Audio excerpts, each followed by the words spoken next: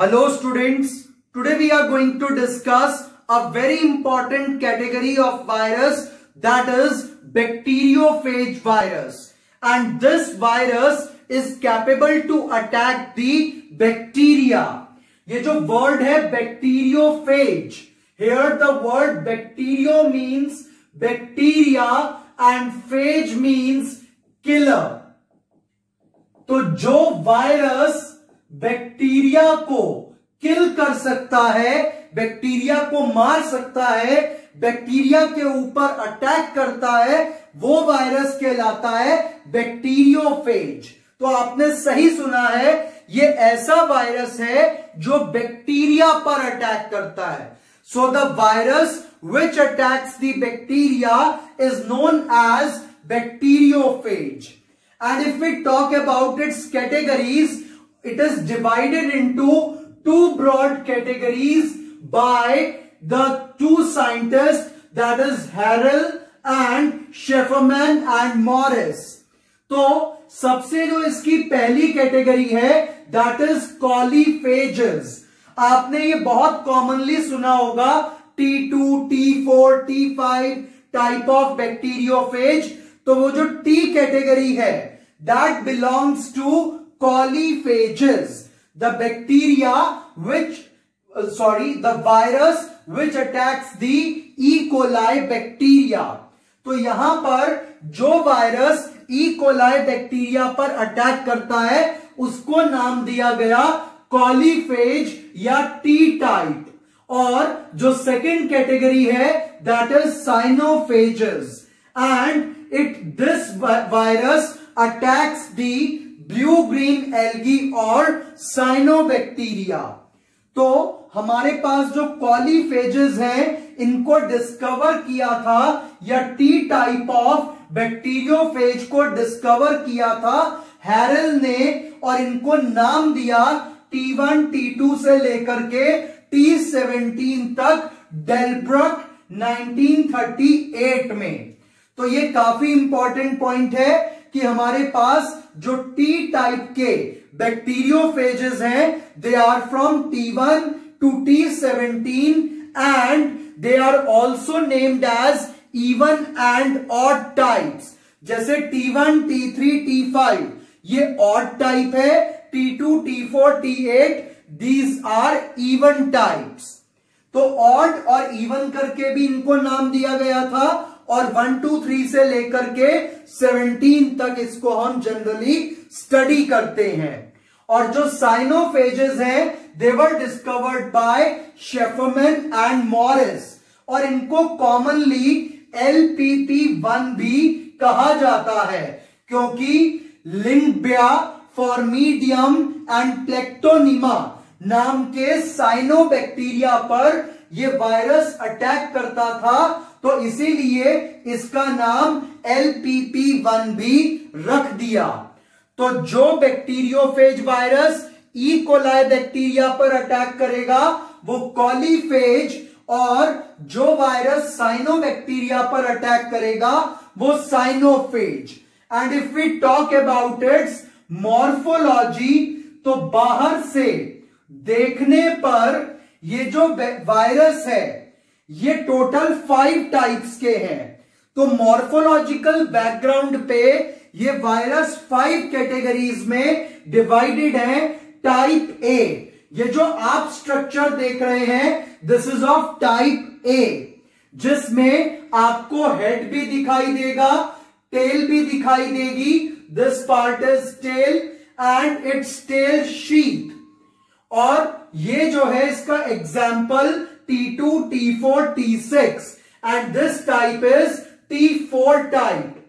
और जो B category है, उसमें आपको ये टेल के ऊपर की कवरिंग, टेल शीथ नहीं मिलेगी, और इसके एग्जाम्पल्स हैं T1, T5 एंड coliphage. And the C category is जिसमें जो टेल है वो हेड से शॉर्ट होती है। अगर आप ए और बी कैटेगरी की बात करें, तो इन दोनों में हेड और टेल का साइज बराबर होता है, जबकि सी टाइप में जो टेल है वो काफी छोटी होती है in comparison to the head region. And then we have D type जिसमें टेल होती ही नहीं। And the last category is E type जिसके अंदर जो टेल है वो एब्सेंट रहेगी। ये कुछ कुछ डी टाइप जैसा ही होता है, बट इसमें जो प्रोटीन्स हैं, कैप्सोमियर्स हैं, वो बहुत छोटे होते हैं। तो आपको यह ध्यान रखना है कि एक्सटर्नली देखने पर 5 टाइप के बैक्टीरियोफेजेस होते हैं। ए टाइप जिसका आप ये डायग्राम यहां पर देख पा रहे हैं, बी टाइप भी ए टाइप जैसा होता है, बट द डिफरेंस इज कि इसके ऊपर ये टेल शीथ नहीं होती है। The C type is having short tail and bigger head, and D type is having no tail, and E type is also having no tail. तो आपको ये कैटेगरीज ध्यान रखनी है।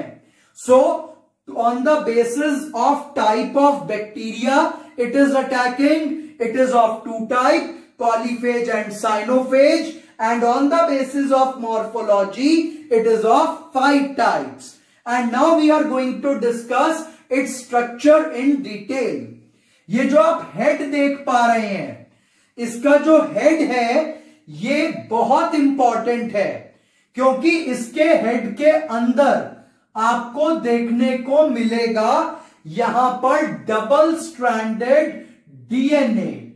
तो डबल स्ट्रैंडेड डीएनए आपको इसके हेड में देखने को मिलेगा, और इसके जो हेड की कवरिंग है दैट इज कॉल्ड कैप्सिड। और ये जो कैप्सिड है it is made up of 2000 small proteins called capsomeres. तो जो हेड है उसके अंदर टोटल 2000 कैप्सोमियर्स यानी कि छोटे छोटे यूनिट्स प्रोटीन के लगे हुए मिलेंगे। और अगर अब हम इसके नेक की बात करें, so here we have this neck region और collar region which contains whiskers. तो इस पार्ट को कहते हैं विस्कर। विस्कर का मतलब है जैसे पतले पतले मूंछों के बाल होते हैं कैट के, उसी टाइप के ये स्ट्रक्चर्स देखने में लगते हैं।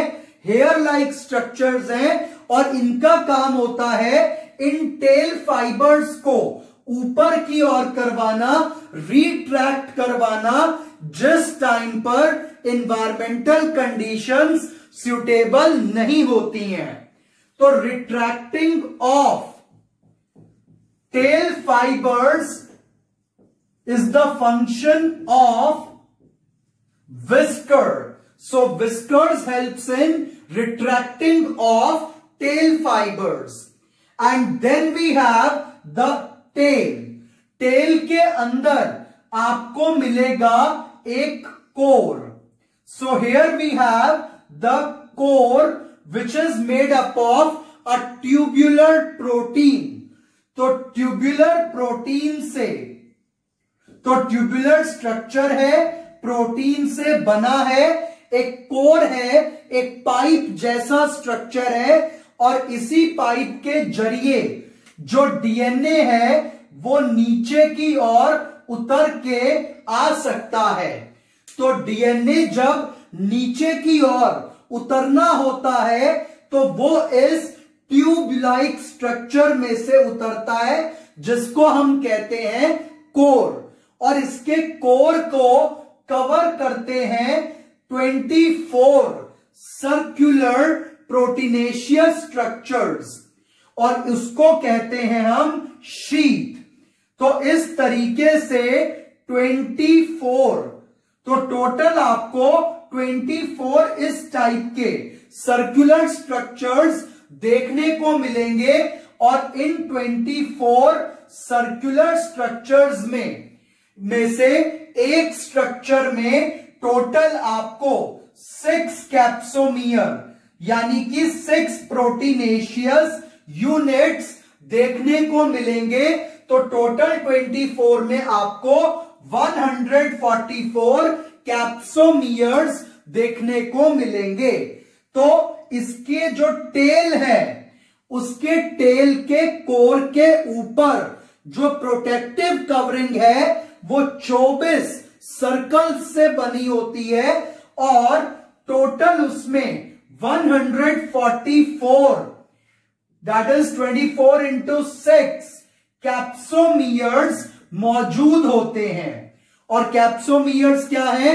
Small units of protein.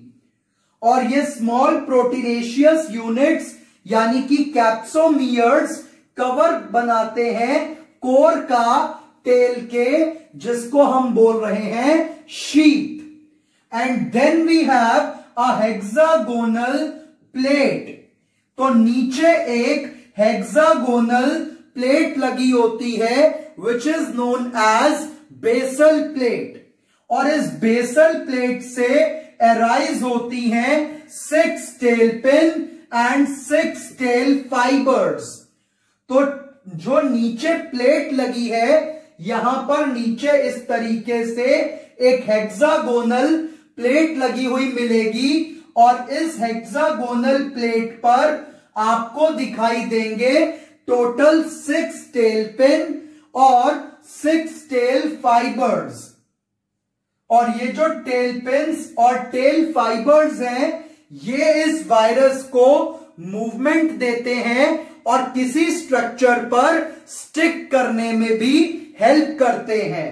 तो जब वायरस को किसी बैक्टीरिया पर अटैक करना होता है तो उसके लिए ये टेल फाइबर्स और टेल पिन हेल्प करते हैं। तो होप आपको ये बेसिक स्ट्रक्चर समझ में आ गया होगा। जो हेड है, इट्स की डायमेंशंस हैं 950 angstrom long and 650 angstrom wide, and it contains DNA and a protein coat called capsid, which is made up of 2000 capsomeres. The second part is tail, first part is head. The head is having a small part over here which is called collar or neck, which contain whiskers which help in retracting the tail fibers with response to environmental conditions. And here this part is tail which is covered by sheath. और tail का काम होता है infection करवाना। तो आपको अब ये पता चल गया होगा कि इसके अंदर 2 मेन पार्ट्स होते हैं। One is head, second is tail. Tail is covered by sheath and head is covered by capsid. And now we have to move towards its reproductive cycle. तो अगर अब हम इसकी reproductive cycle की बात करें तो 2 टाइप की reproductive cycles देखी जाती हैं। One category is pinocytic and the second category is lytic and lysogenic. Now let's discuss its life cycle. और इसका जो ये टेल फाइबर है, इसकी लेंथ कितनी है? 1300 angstrom.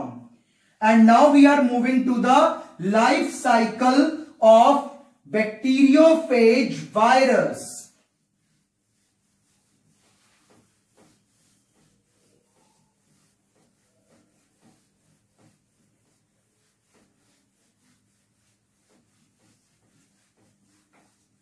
So if we discuss its lytic and lysogenic life cycles, so it is having a very simple type of life cycle. See, सबसे पहले ये आ गया मेरे पास एक ई कोलाई बैक्टीरिया,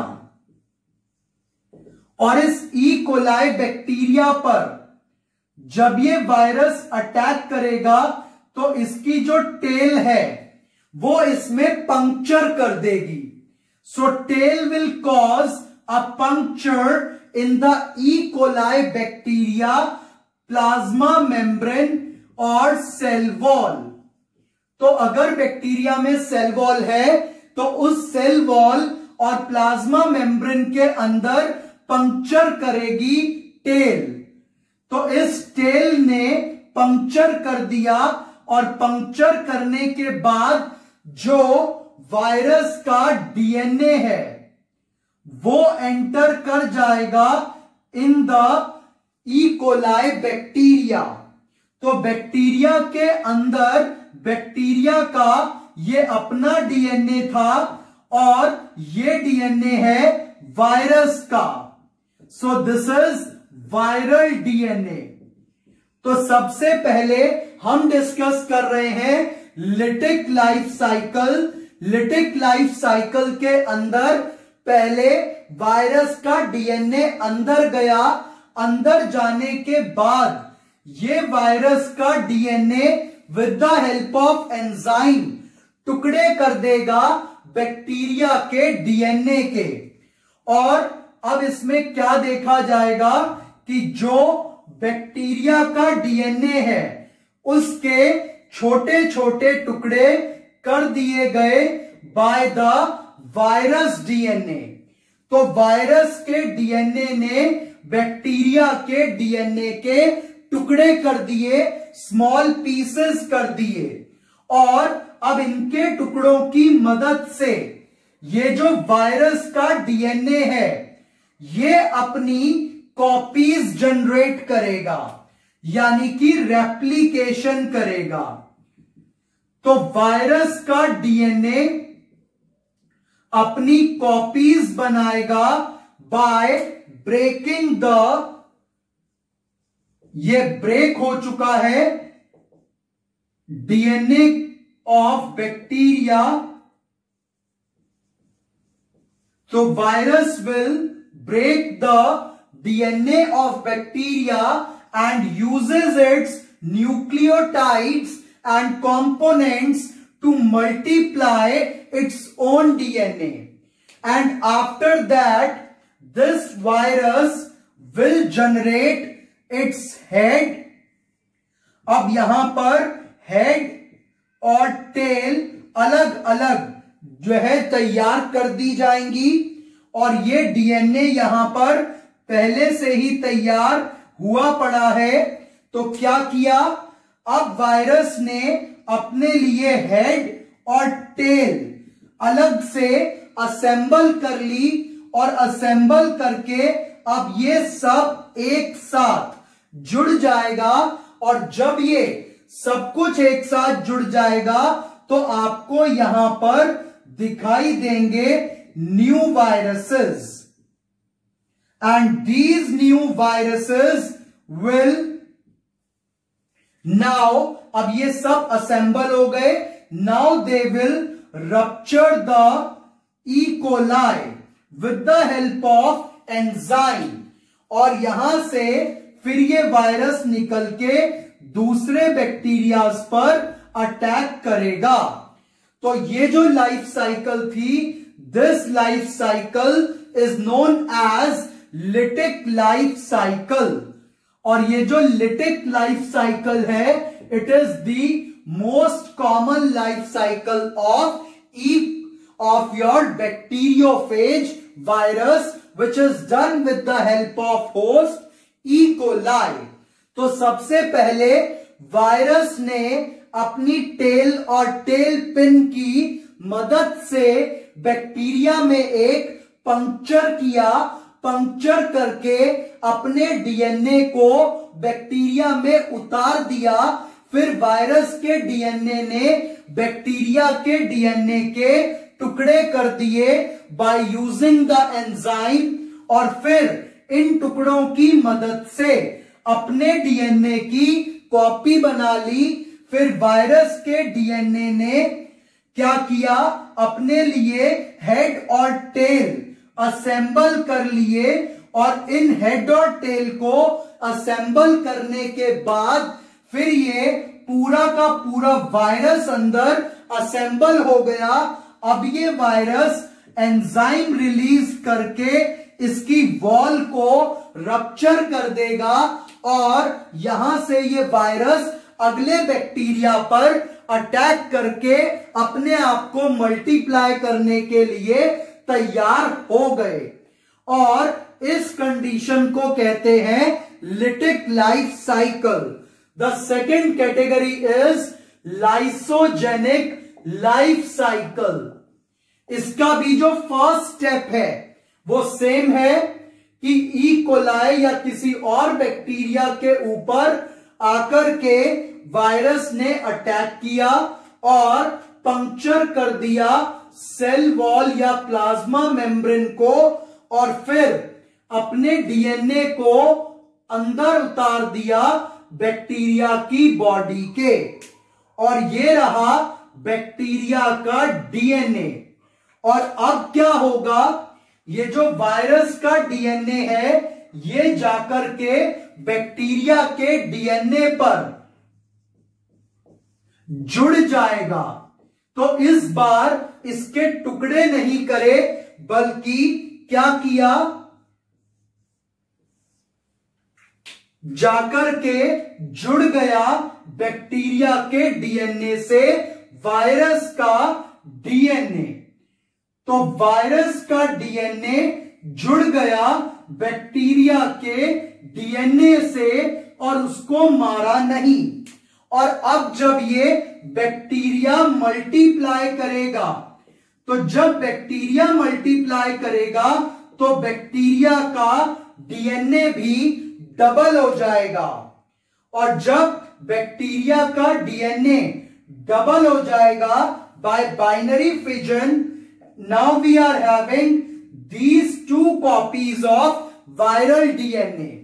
तो वायरस का डीएनए पहले बैक्टीरिया के अंदर आया, अंदर आने के बाद वो बैक्टीरिया के डीएनए से जुड़ गया, और जुड़ने के बाद जब बैक्टीरिया मल्टीप्लाई करेगा तो बैक्टीरिया का डीएनए भी मल्टीप्लाई करेगा, और जब बैक्टीरिया का डीएनए मल्टीप्लाई करेगा तो उससे कौन जुड़ा था, वायरस का डीएनए। तो वायरस का डीएनए भी मल्टीप्लाई हो गया, और अब ये क्या करेगा, जो आगे की लाइफ साइकिल है वो कन्वर्ट हो जाएगी लिटिक लाइफ साइकिल में। तो जो स्टार्टिंग के कुछ स्टेप्स हैं वो कैसे हैं, अलग हैं, और उसको क्या कहेंगे, एक्सेप्ट दी फर्स्ट स्टेप। तो इस वाली लाइफ साइकिल को कहेंगे लाइसोजेनिक लाइफ साइकिल, जिसके अंदर अभी स्टार्टिंग में बैक्टीरिया को नहीं मारा वायरस ने, बल्कि अपने डीएनए को वायरस ने मल्टीप्लाई करवा लिया with the help of bacterial DNA, और फिर बाद में ये लाइफ साइकिल हो जाएगी लिटिक लाइफ साइकिल की तरह ही। तो ultimately lysogenic life cycle changes into the lytic life cycle. So the first step is infection, then after infection the viral DNA will incorporate in bacterial DNA, then it gets multiplied, and after multiplication it can enter into the lytic life cycle, जिसमें ultimately bacteria को मार दिया जाता है। जबकि lysogenic life cycle में जल्दी से बैक्टीरिया को नहीं मारा जाता, क्योंकि बैक्टीरिया बैक्टीरियोफेज के डीएनए को मल्टीप्लाई करवा रहा है। So these are certain points about these two life cycles, and the pinocytic life cycle is observed in like TMV and other viruses, and here we have to do these two life cycles, and they are very important for your NEET examination। और आपका एक board exam का question भी इससे बनता है, और NEET का तो बनता ही बनता है कि हर्शे एंड चेज एक्सपेरिमेंट में कौन से टाइप का बैक्टीरियोफेज यूज हुआ था, तो answer will be T2 bacteriophage. तो ये काफी important. More than 100 years ago, the French scientist Félix d'Herelle identified bacteriophages. They look like spaceships from another world, but are most fearsome killing machines. Fortunately, they leave us humans alone and target exclusively bacteria. Phages stick to their prey with leg-like fibers which trigger their shaft to ram a needle into the bacterial hull. This punctures the envelope and injects the genetic material contained within the head, an icosahedral capsid made of proteins.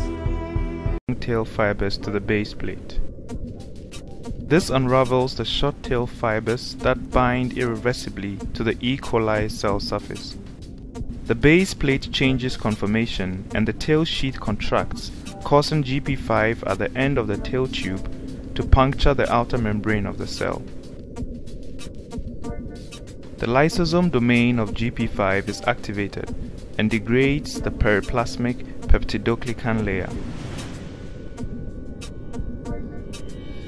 The remaining part of the membrane is degraded and DNA from the head of the phage can travel through the tail tube and enter the E. coli.